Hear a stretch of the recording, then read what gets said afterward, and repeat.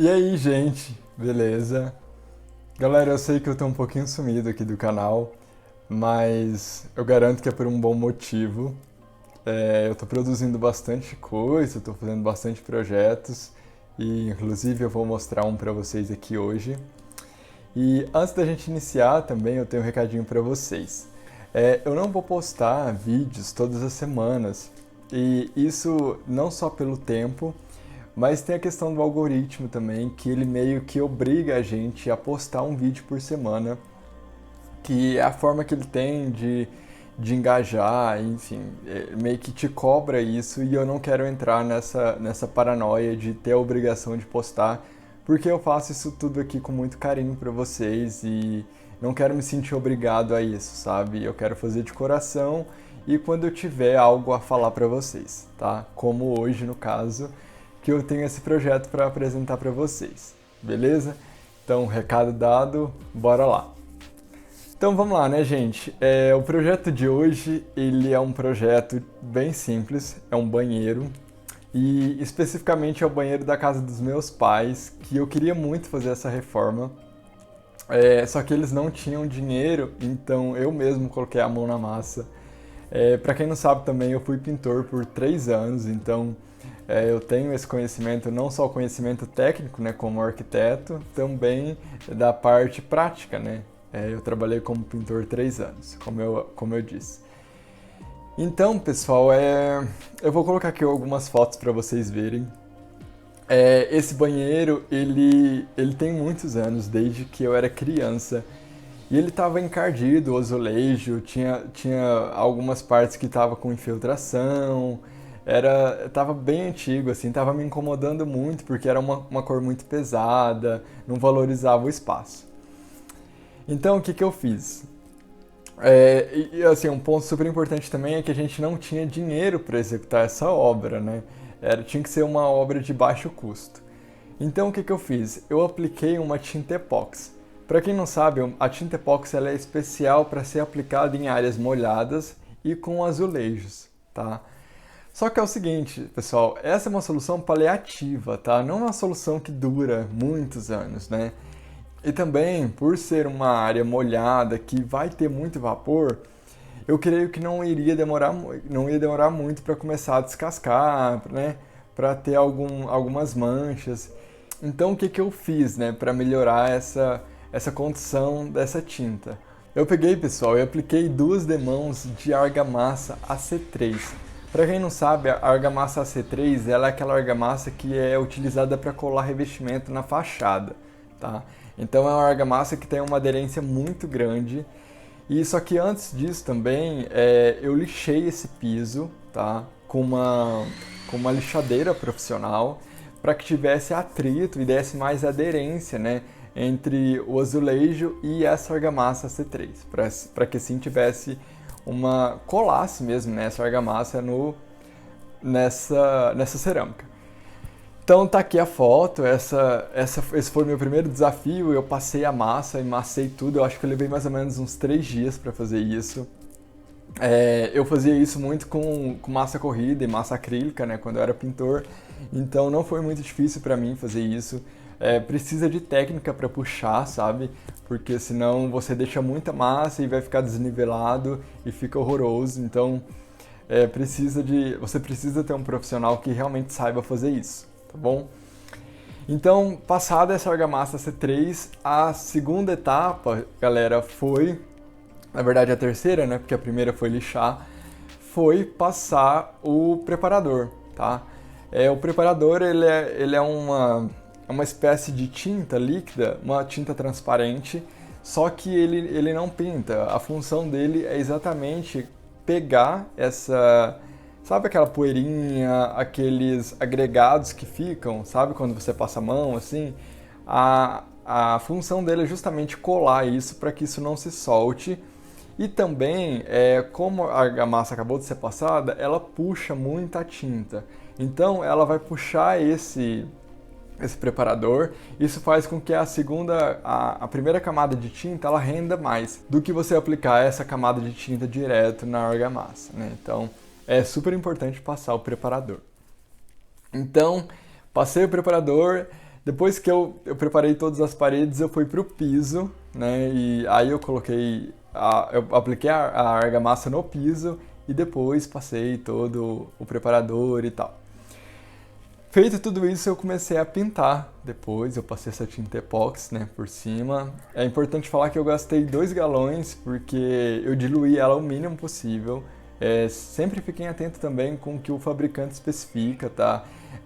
Também tem a questão do tempo. Essa tinta ela demora 7 dias para secar, né? Ao toque são 30 minutos, mas para a cura dela são 7 dias. Isso é muito importante de você verificar na hora de estar aplicando o produto. Tá? E então eu esperei o tempo entre demãos, que são 3 horas, se eu não me engano, e fui aplicar a segunda camada e finalizei, tá? E aí depois vem a parte do mobiliário, né, da cuba, na verdade, eu também pintei todos os metais de preto, eu lixei todos eles, é muito importante também preparar esses materiais, tá? Lixar muito, muito bem e depois aplicar a tinta. Não pode ser qualquer tinta também, eu usei a tinta da Splay, da Lux Color. E aí eu pintei tudo isso. E depois também eu fui envernizar as madeiras, que eu passei 3 demãos de verniz nessas madeiras. E então eu invernizei tudo isso e comecei a colocar as prateleiras, né? Coloquei as prateleiras, coloquei ali os metais. E depois eu fui fazer a cuba, galera. A cuba também fui eu que fiz. Essa cuba ficou bem legal porque na verdade era um vaso, eu comprei na Leroy Merlin. É um vaso mesmo de planta. E eu esculpi ela à mão. Vou colocar aqui um videozinho. E eu esculpi ela à mão para colocar a válvula. E depois eu passei uma camada de silicone para que não tivesse infiltração. Depois que eu finalizei essa cuba, ainda eu passei uma mão de resina. Essa resina é a resina que eu utilizei no piso também.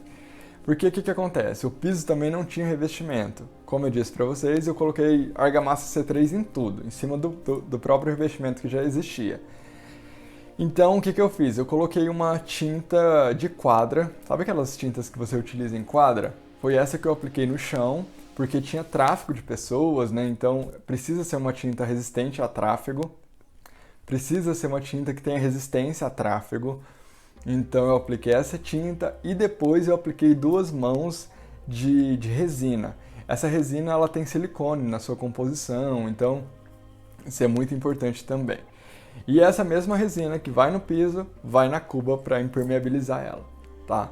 Então depois que eu impermeabilizei ela, aí vem também um outro toque, que são as pedrinhas de argila expandida. A argila expandida, galera, ela funciona como uma esponjinha. Ela capta essa água, né? Ela suga, na verdade, essa água. E o que acontece? O vaso, ele não é... Como que eu vou explicar para vocês? Ele não tem um desnível favorável como uma cuba. A cuba, ela tem um desnível que a água vai direto para o encanamento, né? O vaso não, ele fazia uma borda para que tivesse um pouco de água ali, né? Para que a planta aproveitasse essa água. Lógico que tem um furo para que esse excesso de água saia, mas também não é nesse sentido de declive, né?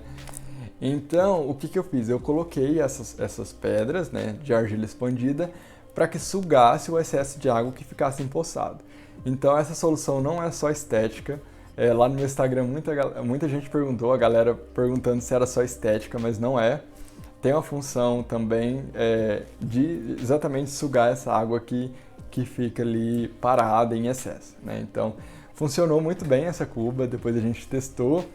Uma galera também perguntou, e você deve estar se perguntando, como que fica a questão dos resíduos, né, da pasta de dente. Não tem nenhum problema, gente. Quando você joga água, sai tudo. A gente testou mais de uma semana lá, quando eu estava lá com eles, né, na casa dos meus pais, e a gente não teve nenhum problema.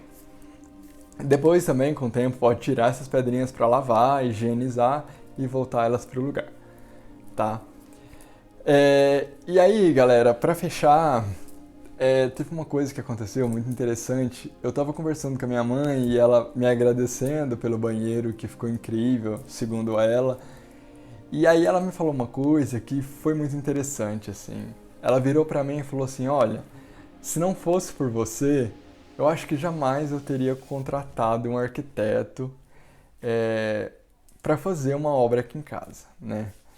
E eu achei muito interessante isso, obviamente eu perguntei o porquê, né, que ela não contrataria um arquiteto. E ela me respondeu o seguinte, que, abre aspas, né, ela achava que um arquiteto era um artigo de luxo. E quando ela me disse essa frase, eu comecei a refletir junto com ela o porquê que ela tinha essa percepção em relação à arquitetura, né? E aí a gente chegou à conclusão de que se a gente olha as mídias sociais, Instagram, revista, a própria televisão, o que é entregue em relação à arquitetura é exatamente esse estereótipo de que a arquitetura são interiores, né? E os interiores que aparecem, eles são muito caros e muito chiques, né? Chiques, entre aspas, né? Sofisticados, né? Muito caros, o melhor mármore, o melhor revestimento, não só o melhor, mas o maior. E isso no inconsciente passa que a arquitetura não só é uma coisa de rico, mas é um artigo de luxo, né? E não é assim, gente. Primeiro, não é a arquitetura que eu acredito, não é a arquitetura que eu estou produzindo, né? A arquitetura contemporânea, eu creio que não seja isso. Obviamente que a gente faz casa para as pessoas que têm dinheiro, para pessoas milionárias até, né? A arquitetura está a serviço dessas pessoas, obviamente, mas também está a serviço das pessoas que não têm essa condição financeira tão elevada, né? E eu acho que um exemplo disso foi o que eu fiz nesse banheiro, né? Essa sim é a arquitetura que eu acredito, uma arquitetura que colabore com a sociedade, que mais do que isso, né? A gente está falando aqui da arquitetura no geral, no urbanismo, enfim. Mas falando no interior, né? A questão do interior, da arquitetura de interiores, eu acho que a arquitetura também é muito potente quando ela é bem aplicada no ambiente e que ela consegue transformar, né?